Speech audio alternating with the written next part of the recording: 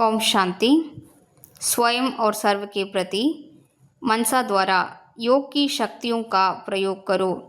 சுயத்திற்காகவும் அனைவருக்காகவும் மனதின் மூலமாக யோகத்தின் சக்திகளை உபயோகப்படுத்துங்கள். योग का प्रयोग अर्थात अपने शुद्ध संकल्पों का प्रयोग तन पर, मन पर, संस्कारों पर अनुभव करते आगे बढ़ते जाओ. इसमें एक दो को नहीं देखो. யோகத்தை உபயோகப்படுத்துங்கள். அதாவது சுத்தமான எண்ணங்களை உடல் மீதும் மனதின் மீதும் சம்ஸ்காரங்களின் மீதும் உபயோகப்படுத்தி அதன் பலனை அனுபவம் செய்யுங்கள். முன்னேறி கொண்டே செல்லுங்கள். இதில் ஒருவர் மற்றவரை பார்க்காதீர்கள். ஏ கியா கர்த்தே ஏ நஹி கர்த்தே, புராணே கர்த்தே வா நஹி கர்த்தே ஏ நஹி தேக்கோ.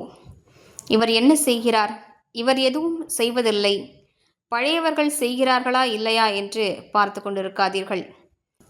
पहले मैं इस अनुभव में आगे आ जाऊं क्योंकि ये अपने आंतरिक पुरुषार्थ की बात है. முதன்மையாக இந்த அனுபவத்தில் நான் முன்னால் வர வேண்டும். ஏனென்றால் இது உள்ளார்ந்த முயற்சிக்கான விஷயமாகும். जब ऐसे व्यक्तिगत रूप में इसी प्रयोग में लग जाएंगे, वृद्धि को पाते रहेंगे, तब एक एक के शांति की शक्ति का संगठित रूप में विश्व के सामने प्रभाव पड़ेगा.